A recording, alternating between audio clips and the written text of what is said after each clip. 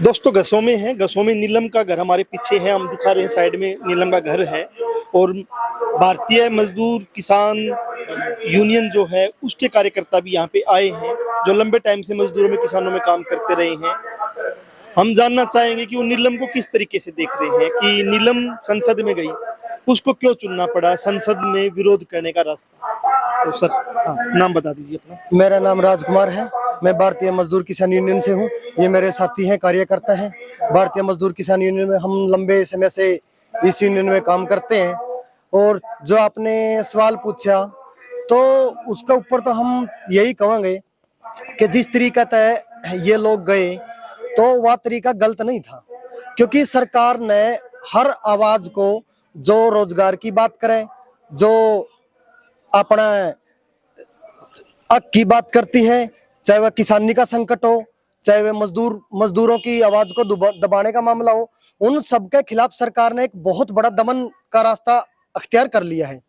चाहे जब भी कोई आवाज उठे, मजदूर की, किसान की, छात्र की, महिलाओं की, उन आवाजों को लगातार सरकार दबाने का काम करने लग रही है। और मैं तो ये कहूंगा कि ये संसद में हमला नहीं है। पहली बात तो यह जो राष्ट्रीय मीडिया बोलने लग रही है कि भाई ये हमला नहीं, बल्कि ये हल्ला है, हल्ला बोल है। संसद का ऊपर हल्ला बोल है। जो संसद रोजगार के मामले को दबाए बैठी थी, जिस प्रधानमंत्री ने अपना चुनाव में क्या नाम है, सत्ता में आने से पहले ये वादा कराया था कि मैं हर वर्ष 2 करोड़ लोगों को रोजगार दूंगा, नौकरियां दूंगा, तो आज उनसे सवाल पूछने लग रहे हैं संसद में जाकर कि मेरे हिस्से की नौकरी, मेरे हिस्से का रोजगार कहाँ है? एक रोजगार, एक बेरोजगार। तो उन सब सवालों से बचने के लिए सरकार उनका ऊपर आतंकवादी, कभी कुछ ऐसे ऐसे अनर्गल क्या नाम है, आरोप लगाने लग रही है। जो बेरोजगारी, ये जो हल्ला है, ये भूखमरी का हल्ला है, ये गरीबी का हल्ला है, ये बेरोजगारी का हल्ला है। ये किसान जो खेती किसानी खत्म होगी, फसल नस्ल जो खत्म करने की जो बात करी है, तो उसका हल्ला है। तो ये हल्ला है। और उस शोरगुल में मतलब कि ऐसा शोरगुल इंती मचा दिया, अगबे रोजगार का जो सवाल है वह दब जाए, खेती किसानी का जो संकट का जो सवाल है वह दब जाए, जाति उन्मूलन का जो सवाल है वह दब जाए। हर सवाल को जो जनता की जायज मांग, हक की आवाज है, उन सब आवाजों को दबाने के लिए इंती एक नया ड्रामा प्रस्तुत कर दिया। आतंकवादी कह दो, अगबे एक कहा बताया कि भाई अपना खोट छुपाना सीख, दूसरा का सिर लाना सीख। तो वह काम दूसरा लगाना सीख, हाँ, मतलब बीजेपी अच्छे जानती है। आप इधर आ जाओ सर। क्या नाम सर आपका? मेरा नाम दलशेर सिंह है। मैं भारतीय मजदूर किसान यूनियन हरियाणा कार्यकर्ता हूँ। और इस मसले पे मेरा जो मानना है, इस मसले पे मेरा ये मानना है कि नीलम ने ऐसी कोई कार्रवाई नहीं करी कि जिस पे ये कह दिया कि ये तो उग्रवादी थी। वो बेरोजगारी से तंग नौजवान थे सारे, और अपने हक के लिए ही वो वहां पे गए थे। तो क्या है कि वहां पे सिर्फ अपनी बात रखने के लिए गए हैं। यह जो संसद है, ये जो नेता है जो अंदर बैठे हैं, वो इस जनता के चुने हुए हैं। और अगर वो जनता की बात नहीं सुनेंगे और जनता के मुद्दे हल नहीं करेंगे, तो फिर नौजवान कोई तो किसी आश से तो जाएगा। तो उसने वहां पे जाकर ऐसी कोई भी चीज नहीं करी कि जिससे उनके ऊपर यूएपीए जैसे राष्ट्रद्रोह, देशद्रोह जैसे केस लगाए जाए, या उनको घुसपैठिया बोला जाए, या कोई और चीज बोली जाए। वो एक आम जो जनता की जो डिमांड हुए हैं, मांग हुए हैं। आज देखा तो किसानी है, किसानी तबाह है पूरी तरह से। महंगे खाद हैं, बीज हैं, दवाई हैं, और जो पानी है, पानी भी बहुत ही कम मिलता है, नहरी पानी है जो। और जो किसानी के मांग थी, जिनके लिए का एक आंदोलन हुआ था दिल्ली में, वो भी आज तक अधूरी पड़ी है। ना एमएसपी मिला है, और किसानी के जो बाकी ये मुद्दे थे कि भाई आज जमीन है ये जाएगी, तो आज भी साइलो बनने लग रहे हैं अंबानी अडानी के लिए। तो ये जो मुद्दे वो बिल्कुल धरातल पे न्यू के न्यू खड़े हैं। मुद्दे आपने कहा धरातल पे खड़े हैं। मैं जानना चाहता हूँ कि भगत सिंह ने एक आर्टिकल लिखा था, बम का दर्शन। उसमें बहुत अच्छे तरीके से उसने बताया था कि हिंसा क्या है और अहिंसा क्या है। उसने कहा था सत्ता द्वारा की गई कोई भी मिलिटेंट एक्टिविटी हिंसा है, और जो मजदूर है, किसान है, जो जनता है, जनता अपने डिफेंस में जो भी हिंसा करती है, मतलब हथियार उठाती है, तो उसने साफ लिखा भगत सिंह ने कि वो हिंसा नहीं है, वो अपना अपना प्रोटेक्ट है, मतलब अपनी सुरक्षा कर रही है। और उसने बहुत अच्छे से उस आर्टिकल में लिखा था।